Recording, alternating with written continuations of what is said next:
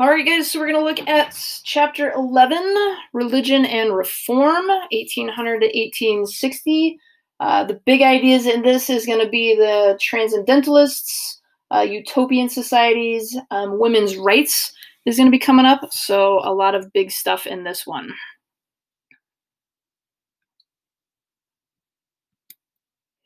All right, so transcendentalism, super important, okay?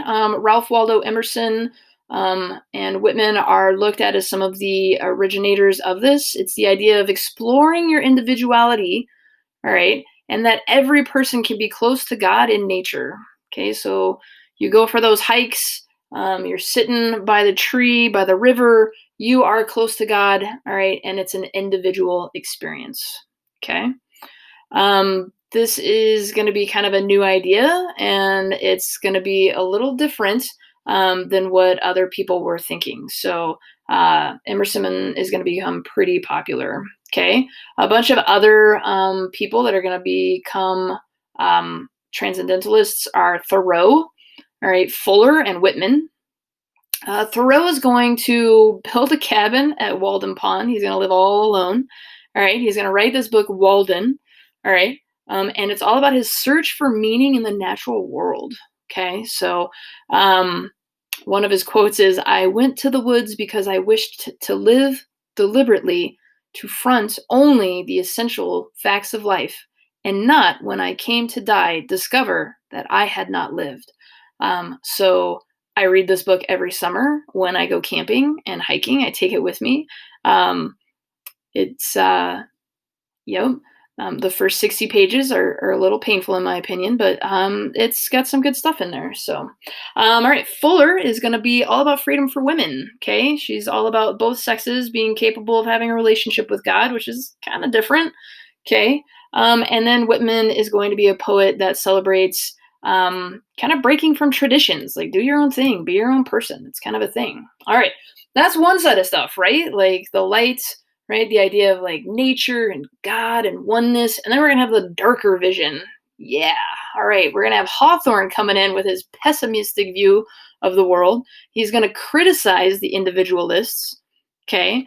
A quote I like from him is, "Happiness is as a butterfly, which, when pursued, is always beyond our grasp, but which, if you will sit down quietly, may alight upon you."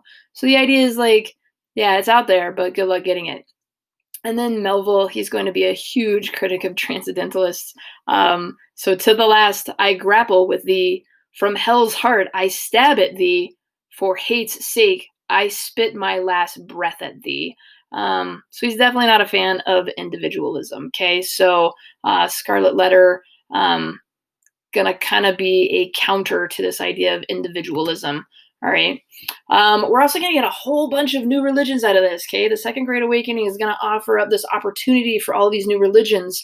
All right, one of them is going to be Mother Ann and the Shakers. These guys are awesome, and their legacy is really great furniture.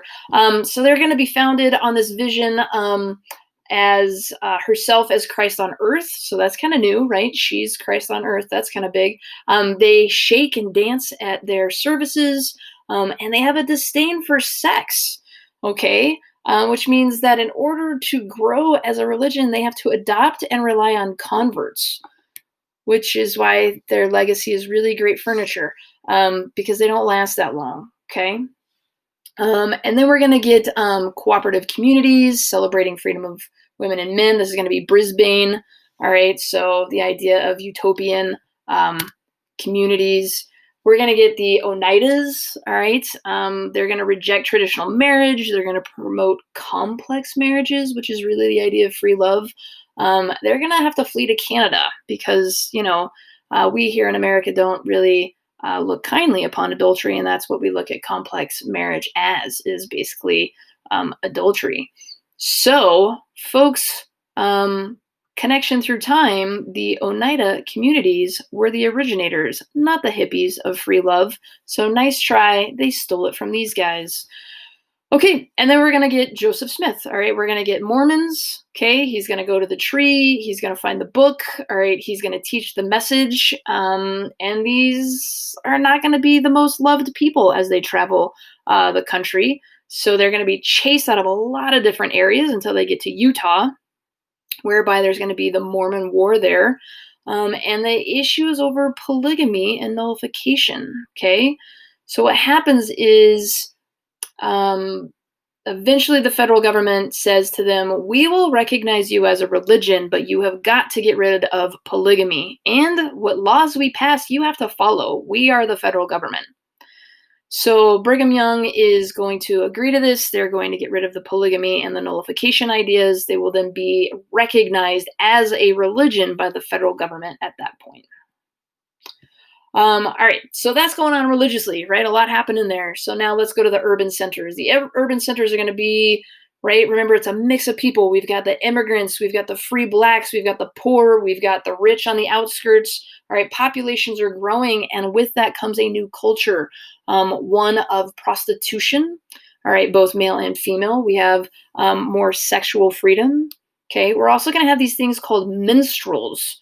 All right, these are going to be really popular, huge popularity. It's a show put on with a white person performing in blackface, mocking, right, the speech and acts of a black person. All right. And so this is going to be kind of a big deal. Obviously, we might frown upon this today, and blackface is actually illegal. But everybody flocks to these shows. Okay, they're hugely popular, and they mock everything. They mock gender roles. They mock the rich, the poor. They just mock. Okay, and mostly they mock the black race. Okay. All right, so the Irish, again, right, they're still here. We don't like them, so we're nativists, okay? So remember that term, nativists, okay? All right, this is just an image of kind of what's going on, right? The idea is these young people, all right, out hanging out in the city. We've got the woman out here after dark all by herself, all right, with the different guys, all right, and the free black. This is just nightlife in Philadelphia and not really a celebrated thing. It's kind of put down and talked ill about. Here's just an image of the influx, all right, in migrations, immigrants coming to America, okay? All right, so also what we're going to get during this time is we're going to get abolitionists, okay? So we're going to get people that are against slaves, and we're also going to get slave revolts, okay? So David Walker is going to write a response to white mobs who are attacking blacks in the northern cities, okay? So please, you have to remember the North wasn't the free-loving, everybody come here, black, white, whatever, we love everybody. White mobs began here. They did not like black people coming up from the South living in their cities, okay? And then down in the South, we're going to get Nat Turner's revolt, all right? A Virginia slave, taught himself how to read. He's going to lead this huge revolt that's going to not end well for him. And the result is going to be an increase in slave codes in Virginia, all right, and his death. So for abolition, remember, we're going to have William Lloyd Garrison, all right, Theodore Weld, who's going to marry Angelina Grimke, all right, and then Angelina's sister, Sarah, okay? William Lloyd Garrison, he's going to become a publisher and an editor of a paper, all right, called The Liberator, so definitely need to know that. We've already talked about the Grimke sisters, so they're going to speak out against slavery. They convert to Quakerism, all right, and they're going to all together, these people travel around the northern country talking about abolition and freedom. Obviously, people are not going to be fans of this, okay? So we're going to have some problems, and people aren't going to like abolition, so it's really only supported by about 10% of the Northerners. There's going to be this huge division because women are speaking out against this, so women are in the public sphere on a stage talking about this stuff, and this is very controversial. All right, so then women are going to take up moral reforms, right? Because who are the leaders of moral reform but women? So say the Second Great Awakening. So they're going to fight to curb prostitution and try to protect single women from the moral corruptions that are happening. They're going to visit brothels. They're going to pray and sing and try to convert and bring the women away. They're also going to try to fix prisons. They're going to try to create asylums for people, and they're going to expand education, because the idea is this.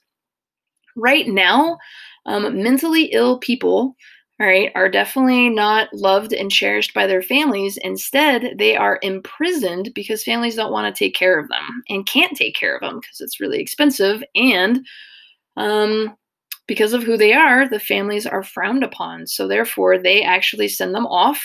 And so the mentally ill are stuck in prisons. They're ill cared for. They're just locked up in chains, and it's a horrible condition for them. So they're going to try to create hospitals and asylums for those people to go to instead. Okay. And so, really trying to get the mentally ill, any sort of mental handicap, out of the criminal system. They are not criminals, they just need medical help. And that's what these ladies are going to try to do. As far as abolitionist women are concerned, we're going to have Harriet Jacobs, who wrote Incidents in the Life of a Slave Girl, which is her slave narrative, which I wish that you read in AP Lang, but you still read Frederick Douglass, but at least you get a narrative. You're going to get Harriet Beecher Stowe, who's going to write Uncle Tom's Cabin. You're going to get the Grimke sisters, who are going to write their essays, okay? So all of these ladies, Sojourner Truth, Harriet Tubman, they're going to be huge abolitionist women, okay? Then you're going to get the Seneca Falls, okay? This is going to be the idea that Elizabeth Cady Stanton and Lucretia Mott are going to come together to say, we deserve the right to vote. We live under your laws. We live under these rules. We should have a say on these rules, okay? They're challenging the idea of what's called separate spheres, the idea that the man is on the outside and is in the public, and the woman is at home in the private sphere. They're challenging this by speaking out and saying we should have a part and a say in all of that. These are just some different anti-slavery petitions. Remember that eventually Congress is going to get really frustrated and angry with anti-slavery petitions, and they're officially going to institute something called a gag rule later on. We'll talk about that in another chapter. All right, so here are your big units again, okay, big ideas. So you definitely have some political figures, right? And there's definitely some key events regarding abolition. We have the artistic literary movement. We talked about them. They're in here, so definitely get that up. Sources of conflict. You have plenty of stuff. So update your unit for big ideas. Get those in your notes. And until next time.